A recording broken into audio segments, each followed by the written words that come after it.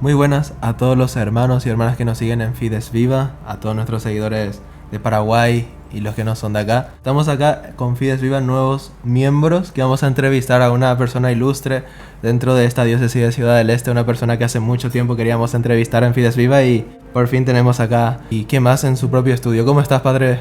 Gracias, Emilio. Muchas gracias por la invitación en nuestro estudio. por visitarme en realidad. Sí. Entonces, gracias por visitarme y por querer venir a conversar conmigo acá en el estudio de Estudio en Sapiencia. Sí, gracias. Totalmente. Imagínense dónde venimos. Venimos con una cámara y 2 micrófonos y estamos literal en un estudio profesional del propio padre. Semi-profesional. No, profesional, para ser profesional nos faltan 10 kilómetros por ahí. Padre, ¿podría presentarse? Bueno, entonces, mi nombre es Jorge Miguel Martínez. Soy hijo de don Carlos Martínez y doña Estela Florentín de Martínez. Tuve muy buenos padres que me educaron en la fe.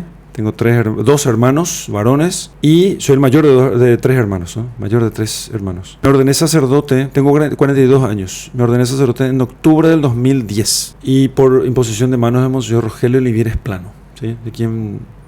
Con quien trabajé como secretario durante varios años, durante mis primeros años de sacerdocio. Fui párroco 2 veces, superior moderador general de una comunidad de religiosos. También profesor universitario en varias materias, profesor vicerrector del Seminario Mayor San José, ya extinto, profesor allí también en el Seminario de Gramática, Metafísica, Historia, Filosofía General. Hice el curso de la licenciatura en Filosofía en la Universidad Nacional del Este, terminé hace unos años, no recuerdo exactamente el año, hice para tener el título y para armar lío en la facultad. Y armamos un buen lío en su momento con los alumnos, fue una cosa muy interesante. Ahí comenzó el programa de Humanidades Integradas en la Facultad de Filosofía, gracias al apoyo de los directivos. Y ahora, hace como 10 años, llevo adelante este proyecto formacioncatólica.org, que comenzó como una revista impresa y después leímos los signos de los tiempos y entonces pasamos al mundo digital, ¿sí? Que es tiene mucho más alcance, ¿verdad? Para lo que hoy tenemos, ¿no? Lo que hoy existe. Y también Estudio en Sapiencia es un proyecto que empezamos ya hace varios años de educación clásica humanística, ¿sí? Y eso viene un poco de esta experiencia en la Universidad Nacional del Este. En la diócesis fui vicario para la Pastoral de Juventud, vicario para las parroquias un tiempo. En la Pastoral de Juventud fue una época muy buena porque trabajé con muchos jóvenes con los que hasta ahora sigo trabajando. Muchos de ellos, la inmensa mayoría está casado, ¿no? Están casados y tienen hijos, varios hijos, gracias a Dios, varios hijos. Y siguen trabajando en diversos ámbitos de la iglesia, ¿sí? Algunos en la diócesis y otros fuera del país. Así que, bueno, eso creo que es más o menos mi currículum. Está bien. Sí, está bien. Padre, tenemos preguntas profundas, actuales dentro de la iglesia que vemos necesario que se pueda responder, ¿verdad? Y qué más que vos, ¿verdad? Entonces, la primera pregunta es, en muchos jóvenes vemos un creciente interés por la adoración, el silencio, la reverencia y la belleza litúrgica. ¿A qué se cree que se debe este redescubrimiento de lo sagrado? Esa es una pregunta muy interesante porque es una pregunta que me toca personalmente a mí, ¿sí? Así que muchas de estas cosas yo voy a responder según lo que me toca a mí, y lo voy a decir así porque va a molestar, puede molestar muchas de las respuestas. Y voy a tener que apelar a que es mi experiencia personal, ¿sí? Porque si no, viste que la gente no... Y siente que vos estás dogmatizando, te crea problemas con eso, ¿no? Sí, total.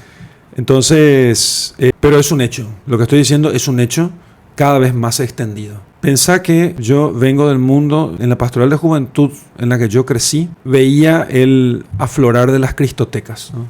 Yo fui DJ de cristotecas. Entonces, era la época de música cristiana, incluso música electrónica hecha música cristiana. Entonces, no hay nada más alejado del silencio y de la contemplación y de la meditación que la música electrónica, ¿no? Porque los estímulos son continuos y son intensos. ¿Cómo fui dejando ese tema? No fue un camino fácil, ¿sí? No fue un camino fácil. Yo creo que en cierto modo, fue el primero de mi generación local que dejé ese mundo, ¿sí? Fue el primero en hacer cristoteca y fue el primero en dejar todo eso. El primero peor Y el primero en convertirme. Y entonces, ¿qué es lo que uno busca? Uno se da cuenta con el tiempo, ¿sí? Me he dado cuenta en mi experiencia, ¿sí? Es que todo aquello... A ver, el cliché va a ser esperar esta respuesta. Uno se siente vacío. Eso no es cierto, ¿sí? Eso no es cierto, porque eso es una respuesta cliché. Yo no me sentía vacío para nada. Teníamos un apostolado fructífero, exitoso en cierto modo. Te voy a decir lo que no cuadraba. ¿Qué es lo que no cuadraba para mí? Porque yo, aparte de hacer cristotecas, tenía mi lectura espiritual de cabecera, que era la imitación de Cristo. Y al leer la imitación de Cristo y al leer otros, porque uno busca la santidad sinceramente, ¿no? Entonces buscaba la santidad sinceramente y rezábamos sinceramente, como mejor podíamos. Y entonces aquello que yo leía en los libros de los santos, en sus biografías, por ejemplo, estas biografías populares de vida de santos de Eliezer Salesman, fue muy inspiradora en su momento, 4 tomitos, amena, lectura muy amena. No, algo no coincidía. Decía yo, ¿qué pasó? ¿Por qué cambiaron todas las cosas? ¿Por qué si esto parecía que funcionaba, ahora ha cambiado todo? Y entonces, ya estando en el primer año de seminario, me topé, porque no la busqué, fue prácticamente sin querer, con la misa llamada tridentina, la misa antigua, ¿no? Según la forma antigua. Y yo hasta ese momento todavía estaba muy apegado a toda la cuestión de las cristotecas, muy apegado a toda la cuestión de los eventos de tipo pops, ¿no? Y eso comenzó a dar un giro, ¿sí? Pero desde ese momento la cosa no paró. Así que he visto eso y la pregunta sobre qué pasó para que hayamos dejado esto. Y mirá que yo era muy contrario al tema. Yo llegué a decir... Antes de esa misa, decía yo, qué bueno que cambió todo. Si yo hubiese nacido antes del concilio, me hubiera hecho protestante. Eso lo decía cuando era joven, ¿no? Si hubiese nacido antes del concilio, me hubiese hecho protestante. Y es fuerte eso, ¿sí? Es fuerte para quien hoy usa sotana. Entonces, yo no nací con la sotana, ¿sí? Ni nací en el ambiente de tradición, de la conservación de la doctrina, de la búsqueda de la verdad, del combate por Cristo Rey. No, ninguna de esas cosas no existía, ¿entendés? Yo abogaba por poner batería en la iglesia y poner batería y guitarra eléctrica ahí sobre el altar, y abogaba por el matrimonio de los curas. Eran todas ideas que yo... O sea, era un progresista hecho y derecho, ¿sí? Sacerdocio femenino, estando en la iglesia, ¿no? Estando en la iglesia. Pero la idea que yo tenía era que esas cosas, esas reformas, ¿sí? De las cuales hoy se habla mucho más, que para mí no son ninguna novedad, aunque no soy tan viejo. Yo pensaba sinceramente, no era que la iglesia tenía que adaptarse. El tema de que la iglesia se adapta al mundo, no sé si era una idea de mi generación. Nosotros queríamos en realidad volver a las raíces, ¿sí? Porque nos parecía que eso era más provechoso, porque había como una especie de... Nosotros ya veníamos de todo el tema tecnológico. Entonces vos, si vas a la iglesia, no vas buscando más tecnología. Entonces íbamos buscando en realidad las raíces. Lo que se hacía al principio. O sea, si vos querés conectar con Jesús, querés Jesús original, no la copia de la copia de la copia. Hasta que resulta que me doy cuenta que la tradición era lo original, ¿sí? En ese momento, claro, podía haber argumentado muchas cosas a favor de eso, pero ahora con estudios clásicos de antigüedad clásica es mucho más fuerte todo el tema. O sea, la tradición es lo original. Lo que nosotros entendemos por tradición es lo original, realmente, ¿no? ¿Y qué me parece que pasa con muchos jóvenes? No son todos, hay mucha gente que no quiere saber nada de estas cosas, quiere seguir en el mundo, ¿sí? Y quiere seguir sintiendo. Pero aquel que finalmente quedó harto de lo que ofrece el mundo y que se dio cuenta que no progresaba en la vida espiritual, si ya estaba en la iglesia, o que aquello del mundo simplemente no podía más, ¿sí? Entonces dijo, no, ¿sabes qué? ¿Qué hacían los santos? Porque si los santos están puestos de modelo, ¿qué hacían los santos? Y cuando vas a los santos, te das cuenta que hacían exactamente lo contrario de lo que nosotros proponemos, de lo que escuchamos que se propone hacer, ¿no? Pero cuando propones silencio, doctrina, verdad, caridad, pero en el sentido así clásico, entonces se enganchan. Te puedo decir mucho más sobre este tema, ¿verdad? Pero esa es la idea fundamental en esta cuestión. Dirijo un grupo nutrido de acólitos en mi parroquia, ¿sí? Son muchos. Y lo que más ellos dicen es esto: lo que pasa, padre, es que si vos nos explicás las cosas, haciendo parecer que esto es súper importante, ¿sí? La adoración, la misa, la confesión, la lectura, el estudio, parece que nos decís que esto es muy importante. Les dije yo, entonces les respondo, es que es muy importante, o sea, la santidad es muy importante, la salvación es muy importante, todo esto es súper importante, es lo más importante del mundo. No estoy haciendo un postureo, no es un papel, no estoy simulando que esto es importante, esto es importante. Bueno, y por eso lo dicen. Entonces, ese es el punto, ¿no? Ese es el punto. Entonces, si vos crees que esto es importante, pues entonces habla como tal, ¿no? Y me parece que este retorno de los jóvenes, porque tu pregunta fue respecto de los jóvenes, es en busca de autenticidad, ¿sí? Y entonces buscaron autenticidad allí, ¿sí? Autenticidad, integridad, ¿sí? A ver, no es que en la tradición todo sea perfecto, también está formado por hombres y pecadores, ¿sí? Y muy pecadores también, pero si lo que uno busca fundamentalmente es integridad y autenticidad, ¿sí? Eso es lo que busca. Y si quienes militamos por Cristo Rey y militamos por un retorno a las fuentes, como dice el Concilio Vaticano II, un retorno a las fuentes, porque precisamente esa es la idea del Concilio Vaticano II. Si nosotros no guardamos fidelidad e integridad en la fe y en las costumbres, entonces habremos perdido la oportunidad que se nos presenta aquí. En todo caso, lo que la gente, jóvenes y adultos buscan, ¿sí? No es que hoy buscan más. Lo que siempre buscan es autenticidad. Si en aquel momento del posconcilio se volcaron todos por las cosas modernas, es porque lo tradicional en ese momento había perdido autenticidad, ¿sí? En cierta medida, ¿no? Esto no responde a todos los problemas, pero en cierta medida responde a cierta parte de problemas, ¿sí? Solo que esa inautenticidad vuelve otra vez a presentarse hoy. Entonces, claro, lo que uno quiere dejar es, lo que uno busca es autenticidad. Y si encuentra autenticidad, ahí va a quedarse, donde sea, ¿no? ¿Sí? Por eso nuestra oportunidad apostólica es la autenticidad y el testimonio de vida. Siempre va a ser eso, fundamentalmente. Buenos días, Padre. Hola, buenos días.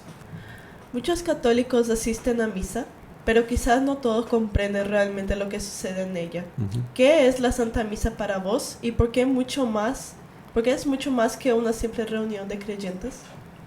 Sí, la Santa Misa, lo que en el menor sentido es una reunión de creyentes, porque acá también estamos reunidos creyentes, ¿no? Sí, también aquí estamos reunidos creyentes. Entonces, y de hecho puede haber misas sin reunión de creyentes, o sea, con un sacerdote celebrando la misa. La misa es el sacrificio.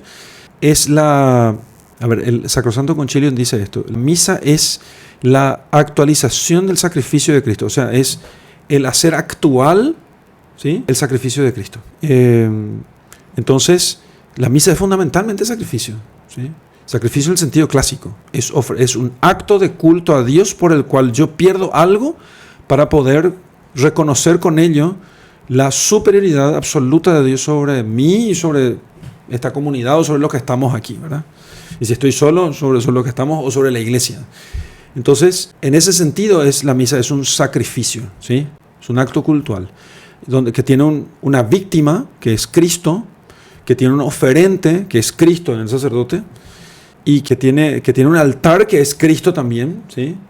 Entonces, Cristo es el sacerdote, Cristo es el altar, y Cristo es la víctima que se ofrece allí en remisión de nuestros pecados. Eso es la misa. Si mucha gente, demasiado, que haya gente que no entiende la misa, siempre va a haber, ¿no? Pero que haya mucha gente que hoy no entiende la misa, se debe fundamentalmente a que no se predica eso, ¿sí? A que no se predica eso. Y yo no digo que eso se predique todo el tiempo, ¿sí? Pero lamentablemente se predica demasiado poco y se enseña poco, principalmente en la catequesis. Y mira que es una cosa central a la que la gente va a ir toda la vida. Yo creo, como opinión personal siempre esto, ¿sí? Esto es una opinión personal mía, no un proyecto pastoral, y lo digo medio exagerando, solamente para afirmar el contraste. Yo creo que si la catequesis se concentrara solamente en enseñar a los chicos qué es la misa y cómo asistir bien a ella y cómo confesarse bien, con eso ya tendríamos nosotros toda la catequesis, ¿sí? Lo demás vendrá después. Pero cuando no tenés lo esencial, es como construir una casa sin cimientos, ¿sí? Pero, como no se hace esto, o sea, lo que menos se enseña o se enseña poco sobre la misa, o solo se enseña sin enseñarles en la práctica a poder asistir a misa, ¿no? Entonces, o sea, el catequista sentado con sus catequizandos, mostrándoles él con el ejemplo cómo asistir a misa. Entonces, como se hace muy poco y mal, entonces no tenemos nosotros esto. Para eso, bueno, hay que formar a los catequistas para hacerlo, ¿no? Si vos me decís, si hago yo en mi parroquia, eso no lo hacemos porque necesitamos tiempo y un gran esfuerzo para poder llegar a hacer eso, ¿sí? Está en nuestras ideas ahora, pero eso se tiene que hacer. No esperamos que todos los cristianos lo sepan, así cabalmente. Pero lo que sí tenemos, es deseable, es que por lo menos la gente principal, los príncipes de la parroquia, ¿quiénes son?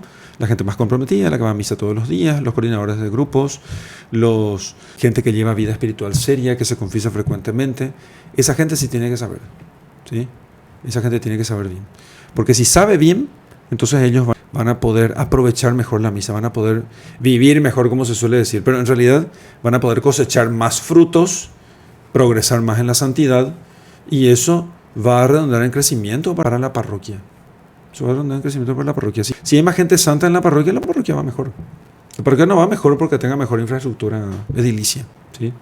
Va mejor si hay más gente santa. Porque al final de esto no quedará piedra sobre piedra, dice el Señor. Y se refería al templo de Jerusalén, pero también se refiere a todo lo demás. ¿Acaso no dice la Escritura que el fuego vendrá a probar nuestras obras? ¿Sí? Y que la ciudad en la que vamos a vivir después de la parucía es una Jerusalén celeste que baja del cielo. Entonces, si bien es bueno tener templos bonitos como medio pedagógico para enseñar a la gente, no es el fin. El fin es la santidad de vida de los fieles, ¿sí? Y eso se logra tanto cuanto más ellos tengan una participación consciente y activa, como dice el concilio, ¿no?, en la misa, ¿sí? Que no significa ocupar cargos y hacer cosas. Significa, en realidad, está más consciente y activamente asiste a misa aquel que sabe qué es lo que está haciendo y que se mueve el corazón a amar más a Dios cuando asiste a la misa, ¿no? Entonces, conozco gente que ni lee ni hace de acólitos y sin embargo asisten a misa mucho más plena, consciente y activamente que mucha gente que está haciendo cosas en la misa, ¿no? Entonces, la participación plena, consciente y activa no puede ser hacer cosas, tiene que ser entender lo que estamos haciendo aquí. Entonces, da igual que sea el cura el que celebre la misa, lea las lecturas, toque la campanilla y cante, con tal de que se entienda bien lo que está sucediendo, ¿sí? Entonces, no vamos a conseguir nosotros una participación plena, consciente y activa haciendo que la gente haga más cosas, sino enseñándoles mejor, ¿sí? Y por supuesto, haciendo que las cosas que suceden en la misa correspondan más con su naturaleza. Si yo soy sacerdote y me visto de futbolista, ¿sí?, no está mal vestirse de futbolista, pero vos no vas a saber que yo soy sacerdote. Si yo tengo una misa y mi música no corresponde a la liturgia, ¿sí?, mi lenguaje no corresponde a la liturgia, el lenguaje corporal, lenguaje verbal, entonces, ¿cómo vas a entender vos qué es lo que está sucediendo? ¿Sí? Si yo cuento chistes, no más, ¿no? Por supuesto puedo usar como elemento retórico, ¿no? Pero si yo no me revisto con solemnidad, si mis cantos son de bajo nivel poético y bíblico, peor todavía, porque hay cantos que se hacen llamar litúrgicos, pero en realidad ni siquiera se corresponde, o sea, difícilmente vas a ver su correspondencia con la Escritura. Entonces, ¿por qué me voy a quejar de que la gente no entienda lo que pasa en la misa? ¿Sí? Le estoy cubriendo con un velo todo eso. Toda la liturgia, ¿sí?, los acólitos, las ceremonias, los gestos, los ornamentos, el arte sacro, la música, las lecturas bien hechas, ¿no?, con buena voz, con buen timbre de voz. Importa que lea todo el mundo y participe la gente. No, necesitamos un buen lector, aunque sea uno solo, que tenga buen timbre de voz y que sea audible, que se cante la liturgia precisamente para mostrar el plan de Dios de que nuestras alabanzas sean elevadas continuamente hasta el altar de Dios. Todo eso muestra qué es la misa. Pero si mi misa se parece a un chamamé o a qué sé yo, a lo que sea, ¿no? En Brasil hubo misas gaúchas, ¿no?, donde el tipo que hacía el asado ponía el espeto con el asado así encima del altar, ¿no?, y mientras el cura elevaba el cáliz y el pan, claro, para poder ofrecer, no sé, la cultura, no sé qué. Lo que estás haciendo estás ocultando la realidad sobrenatural de la misa, la estás haciendo invisible. Si yo me visto de futbolista, nunca vas a saber que soy sacerdote. Seguiré siendo sacerdote, pero no vas a saber que soy sacerdote, ¿entiendes? Sí. Entonces, para que sepas que soy sacerdote, yo tengo que vestir como sacerdote. Entonces, para que vos sepas qué es la misa, tenés que hacer que todo corresponda con la misa. ¿Entendés? Ese es el punto. Interesante su respuesta. Y esa cita que dijiste del concilio del Sacrosanctum Concilium me está gustando en el devocionario como diplomacia. Bueno, sí. Ahí Pero es que tiene razón, ¿no? A ver, el Sacrosanctum Concilium es el mejor documento Sí. del concilio. Es muy bueno. Sí. Es muy bueno. Y es el que menos se cumple. Es el que menos se cumple. ¿Lo leíste completo? ¿Sí? Justamente. ¿Te acuerdas que dice que el Sacrosanto Concilio pide que los fieles recen las partes principales de la misa en latín? Anda a intentar rezar en la misa en latín las partes principales. Padre Nuestro, Kyrie. Sí, seremos decapitados si hacemos eso. ¿Entendés? Pero el concilio dice. Y ahí está. Pero claro, si vos decís eso, no, vamos a decirle aquí. Si vos te vas y decís eso, te va a decir, no, pero hay que entender cuál es el espíritu del concilio. Al final, ¿cuál es? ¿La letra o el espíritu? ¿Es la letra o el espíritu? No, el espíritu. Me gustan muchas cosas que dice el concilio. Quiero que las cumplan nomás. Eso no me lo leí. Ese es el punto. O sea, quiero que las cumplan nomás simplemente. Sí. Si cumplimos lo que dice el Sacrosanto Concilium, no hubiéramos tenido los abusos litúrgicos que tenemos hoy. ¿Sí? Realmente. Vos, es cierto que el Sacrosanto Concilio y después la legislación litúrgica postconciliar, él permite otros tipos de música. Cierto, permite. La música litúrgica puede ser gregoriana, polifonía sacra o popular sacra. 3 tipos hay. Son 3 tipos nomás lo que hay. ¿Sí? Entonces, es cierto que permite. Lo que no es cierto es que prohíbe la gregoriana. Anda a intentar cantar gregoriana, a ver lo que pasa. Entonces, de nuevo, se incumple con el concilio. Entonces, no importa la letra del concilio. Acá lo que importa parece ser es, en realidad, aprovecharnos nosotros de la idea del concilio para poder meter nuestras propias ideas. Yo, sinceramente, lo único que quisiera es obedecer la letra del concilio. Ya estaría bastante contento y andaríamos bastante mejor. Y se notaría bien qué es la misa, que es el ejercicio del sacerdocio de Jesucristo. El ejercicio del sacerdocio de Jesucristo, que es la definición que pone Sacrosanto Concilio acerca de la liturgia, si mal no recuerdo, ¿no? Entonces, ¿se puede cantar popular sacra? Claro que se puede. Viene con alegría, popular sacra, por supuesto. Pero, ¿cuál es el derecho para dejar de cantar la gregoriana? Qué bien que se puede aprender. Y yo no lo digo yo como hipótesis lejana. En mi parroquia durante 10 años la gente cantaba gregoriana sin ningún problema. 10 años. Y la gente aprendía y cantaba en latín sin ningún problema. Y cantaba en guaraní también. Y cantaba en castellano también. Y cantaba todo eso. Y cantaba a pulmón. Entonces, no es hipotético, es ideológico lo que está pasando. Entonces, es ideológico lo que pasa en muchos lugares, no digo en todo, ¿verdad? Pero en muchos lugares. ¿Sí? Le damos espacio a la gente que pueda escapar si es que no vamos a cerrar el cerco, ¿verdad? Pero yo te digo mi experiencia, he visto eso. Y yo vengo de un mundo donde yo abominaba la música litúrgica, la música gregoriana, ¿sí? Y abominaba todo lo que era tradición. Y me costó 1 o 2 años purificar el oído para poder dejar todo eso, ¿sí? Y que no me incomode más. Me costó mucho purificar eso. Y tuve que hacer el esfuerzo de purificar. Yo creo que hay gente que tiene un problema de purificación auditiva nada más.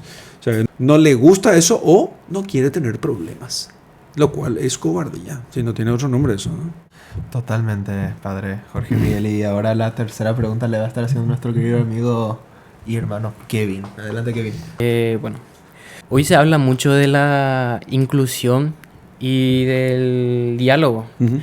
Pero poco se habla de la conversión. La pregunta sería, ¿qué lugar ocupa la llamada a la conversión dentro de la evangelización auténtica? Sí, mira, la conversión ocupa un lugar central, ¿sí? Evidentemente, porque el Espíritu Santo, dice San Pedro, ha sido enviado para la remisión de los pecados, ¿sí? Por eso arrepiéntanse y conviértanse para que sean perdonados sus pecados. Esa es la predicación de la mañana de Pentecostés. Donde uno lea en los evangelios y en el Nuevo Testamento, no puede omitirse, si lee la Biblia, por supuesto, ¿no? Si lee la Biblia, no puede omitirse, no puede hacerse caso omiso. A mí me encanta cuando alguien discute estas cosas porque basta decirle, decime dónde dice la Biblia eso, y va a ver que no dice en ningún lugar, ¿no? Pero lo de la conversión sí, lo del arrepentimiento sí, lo de predicar el perdón de los pecados sí, eso sí está y es clarísimo, ¿sí? Entonces, claro, si la inclusión implica la caridad para ir a buscar al prójimo, es importante que nosotros entendamos esto. Hay algo que hay que evitar, ¿sí? Y que en el mundo, digamos, conservador, por no tiene otro nombre, no me gusta el nombre, ¿sí? Pero le voy a llamar así para más o menos entender a qué nos referimos, ¿no? lo moderno y lo tradicional. Esa es la ¿cómo se llama? El conflicto, ¿sí? En el mundo tradi, si uno no tiene buena formación, ¿sí? Lo primero lo que tiende es a una especie de encerramiento sectario, ¿sí? Entonces uno se encierra para protegerse de todo y entonces termina omitiendo el apostolado y con eso omitiendo la caridad, ¿sí? Entonces, pero no es esa la idea, realmente no es esa la idea. Al contrario, es el vayan por todo el mundo, anuncien el evangelio de toda la creación. Es el espíritu de los misioneros que vinieron a América a evangelizar aquí, ¿sí? Pero, porque el Papa Francisco tenía razón cuando decía que si la iglesia se encierra en sí misma, se enmohece y se pudre, ¿sí? La analogía es correcta, pero lo que pasa hoy en el mundo, digamos, en los ambientes modernos de la iglesia, es precisamente ese encerramiento. O sea, no vamos a engañarnos y pensar que solamente en el mundo tradi hay encerramiento y que no, en el mundo moderno no hay encerramiento. Aquí lo que hay es, en el lado moderno, digamos así, hay encerramiento en sí mismos porque no hacen apostolado y entonces también terminan enfermándose. Y de este lado hay encerramiento cuando uno simplemente no quiere mezclarse con lo mundano para no perder la fe y entonces con ello, al malentender, eso termina abandonando el apostolado, ¿sí? Entonces, el apostolado requiere que uno tenga caridad, gradualidad en la llamada. No significa que mientras la persona sigue en pecado mortal pueda comulgar, no significa eso, pero el acercamiento a la iglesia sí es gradual, ¿sí? Y entonces, si la apertura consiste en llamar a todos a la conversión, yo estoy plenamente de acuerdo con eso. Me parece fantástico. Pero yo no me creo tanto ese tema de la apertura y la inclusión, ¿sí?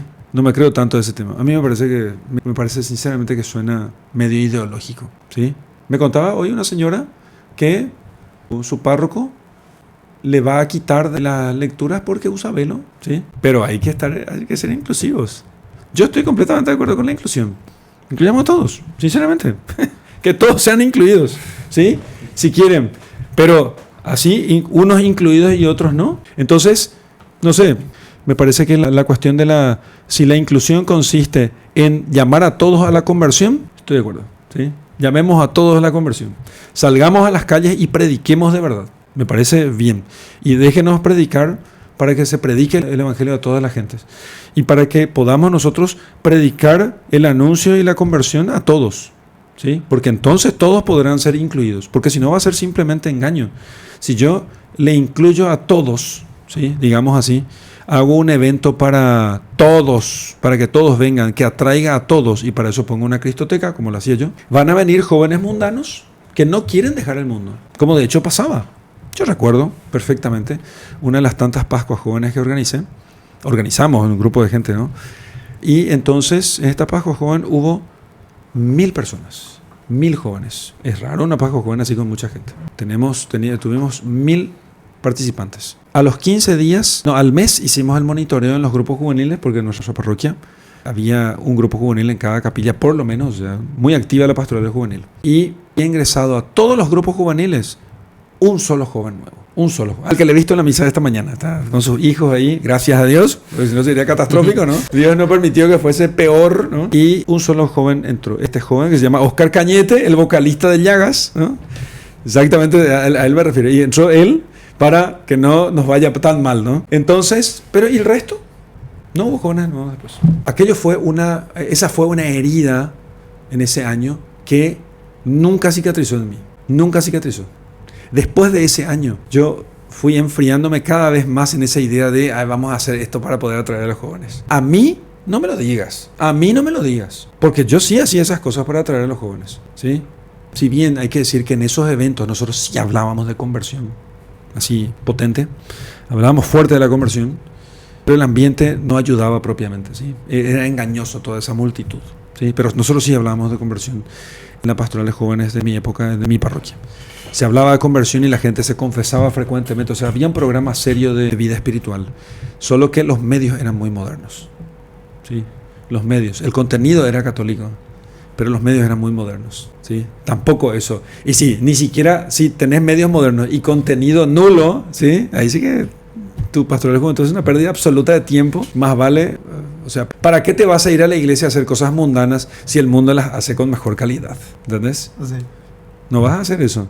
Si en la iglesia son... ¿Por qué voy a ir a escucharle a un tipo que canta re desafinado? Y un evento que usa, no sé, papel maché así colgando allí de mala calidad para ver cosas mundanas. Me voy a ir a las fiestas que se organizan en las discotecas, que son mucho mejores, ¿no? La única razón para que yo vaya a la iglesia es porque allí me van a dar la respuesta que yo necesito para ser feliz. Y esa respuesta es: cree en el evangelio y conviértete. Esa respuesta es: si ustedes quieren ser felices, porque así dice el Señor explícitamente, cumplan todo lo que yo les he mandado. Si ustedes quieren ser felices, cumplan todo lo que yo les he mandado. Esa es la respuesta de nuestro Señor a esa pregunta. Y si ellos no van a llegar aquí y van a encontrar gente que no les llama a la conversión, no les presenta el camino de la santidad, no les enseñan, no les hablan de Jesucristo, porque ni siquiera ellos conocen a Jesucristo, porque apenas leen la Biblia, ¿sí? O no tienen vida de oración, porque no es solamente hablar de la conversión, también es tener vida de oración y también es conocer la doctrina cristiana para poder saber qué decir, ¿sí? Todo es todo un conjunto de eso, porque si no vamos a pensar que es poner el cassette nomás y ya está, ¿sí? Conviértete y con eso ya está. No. Es mucho más que simplemente un contenido, un script, un pitch que tenés que repetir, ¿me entendés? Yo tengo que mostrar que estoy convertido, ¿sí? Yo tengo que mostrar eso. En mi tiempo de pastoral de juventud, recuerdo a un muchacho que ahora está lamentablemente muy alejado de la iglesia, ¿sí? No sé, creo que ni fe ha de tener más. Y le dije, este era coordinador de su pastoral de juventud, ¿no? Y yo tratando de ir mejorando la cuestión allí con los jóvenes, hacer que se empiecen a confesar, que empiecen a tener lectura espiritual. Entonces le dije a él, che, fulano, decime, cuando se me ocurrió nomás preguntar. Se me ocurrió, me picó la curiosidad y le dije, decime, cuando ustedes tienen Pascua, joven, ¿vos solés entrar a la misa? No da el tiempo, nunca entraba a la misa. ¿Hace cuánto que no te confesas? Hacía 4 años. Coordinador de pastoral de juventud. 4 años. Pero menos mal que me fue sincero, ¿verdad? 4 fulanos, le dije. ¿De qué le hablas a tus jóvenes? Y no era porque estuviese en estado de pecado, en concubinato, ¿sí? Era simplemente porque él estaba gestionando una actividad juvenil en un centro cultural llamado parroquia tal. No era predicar el evangelio. ¿Por qué va a predicar el evangelio si él no conoce el evangelio? ¿Entendés? Entonces, ese era el punto. Él no conocía el evangelio. Así que, porque si conociera el evangelio, cumpliría lo que Jesús pide. Y confesar los pecados está entre las cosas que Jesús pide, ¿no? No lo haríamos si Jesús no lo pidiera. Claro. No escucharíamos confesión si Jesús no lo pidiera, ¿entendés? Imagínense, no es que a nosotros nos encanta escuchar confesiones, ¿no? Si alguien me dice, padre, me voy a confesar, ya me confesé, gracias a Dios. Ya me confesé con fulano, gracias a Dios. Entonces, lo hacemos porque Jesús quiere. Sí. Ese es el punto.